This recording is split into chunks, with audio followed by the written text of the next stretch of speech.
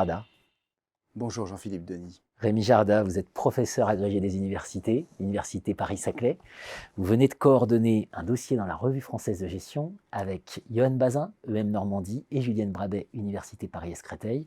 Un dossier que vous avez piloté au nom de la Société française du management. La Société française du management se saisit, et via elle, la communauté de gestion, de la question de la souveraineté, qui est au cœur de tous les débats politiques, économiques aujourd'hui. Donc on va ensemble essayer de comprendre ce qu'on voit quand on regarde ce sujet de la souveraineté à la lumière du chercheur en management. Qu'est-ce qu'on comprend ?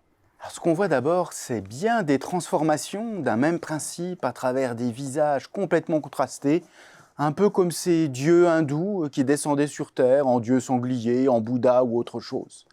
Donc, très multiforme, mais en même temps quand même des permanences. La deuxième chose qu'on voit, c'est des ennuis, des tracas, d'où les doubles sens du mot avatar qu'on utilise dans notre introduction.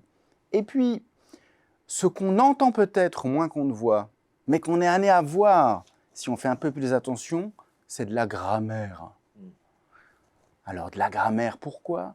Parce que la souveraineté, ça relève de quelque chose qu'on a appelé avec, pardonnez-moi de citer des philosophes un peu énigmatiques comme Wittgenstein, de la grammaire profonde.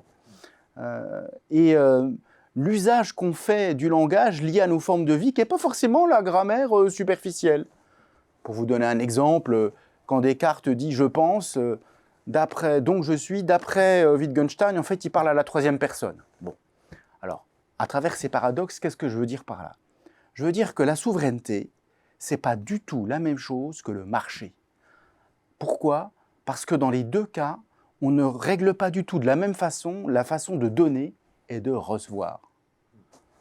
Dans l'échange, ce que je donne, je le perds, et en échange, une autre partie me donne, et elle perd cette chose. Donc c'est ça qu'on appelle l'échange de bons proposés, de bons procédés. L'autre partie peut être monétaire, pas monétaire, ça peut être immédiat, ça peut être du don, du contre-don, différé. Vous voyez, par exemple, l'entreprise ne va pas forcément me donner de l'argent si je la favorise, mais en contre-don, 3 ans plus tard, elle m'embauchera à un bon poste. Bon, on se comprend. Dans la logique de la souveraineté, regardons la reine d'Angleterre. Comme le disait un autre philosophe des sciences, Greimas, la règle d'Angleterre, elle transmet sa souveraineté au Premier ministre, mais on la considère toujours comme la souveraine. Donc cette façon dont nous donnons sens à ce qui se passe, elle est très différente. C'est-à-dire que là, je donne, mais je ne perds pas. Quand Jean-Philippe ou moi-même, nous sommes face à nos étudiants, quelque part, nous leur transmettons de la connaissance. Donc cette connaissance, quelque part, c'est un bien, mais c'est un bien que nous transmettons sans le perdre. Donc là aussi, on est dans cette grammaire du don sans perte. Et vous voyez que cette façon de voir les choses, elle peut habiter toutes nos vies, toutes nos façons de faire. Le même acte peut être vu des deux façons. Je pourrais considérer aussi, certains collègues vont beaucoup considérer qu'en réalité, surtout, ils donnent de leur temps en l'échange duquel ils pourraient recevoir beaucoup plus d'argent ailleurs. Donc le même acte peut trouver un sens dans deux grammaires différentes.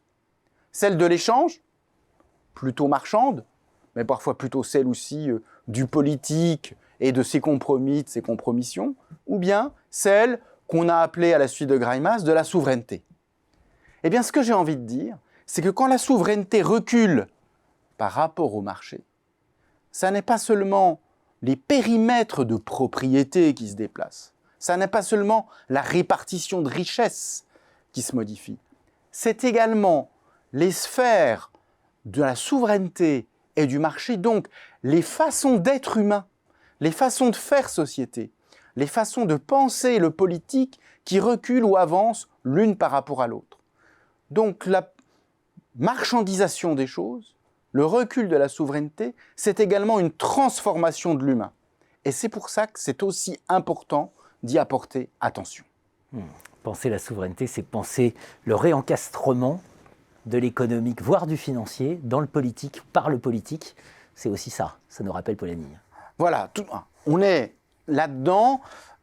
Hélas, Polanyi n'a jamais été autant d'actualité, et jusqu'à preuve du contraire, encore que la codétermination dans certains pays rende les choses un peu plus intéressantes, c'est quand même plutôt les États, les politiques qui sont porteurs des imperfections démocratiques que les entreprises elles-mêmes, qui, elles, on le voit bien, sont plutôt porteuses de l'hubris de ces dirigeants qui veulent finir leur vie sur Mars, réactiver Twitter ou sponsoriser les apôtres du grand remplacement. Les avatars de la souveraineté, ça n'a jamais été aussi actuel comme sujet. Évidemment, on va creuser ensemble de deux façons. D'un côté, comment l'État abdique, voire a abdiqué sa souveraineté, et de l'autre côté, de nouveaux champs d'extension du domaine de l'abdication en matière de souveraineté. Merci Rémi Jardin. À plus tard.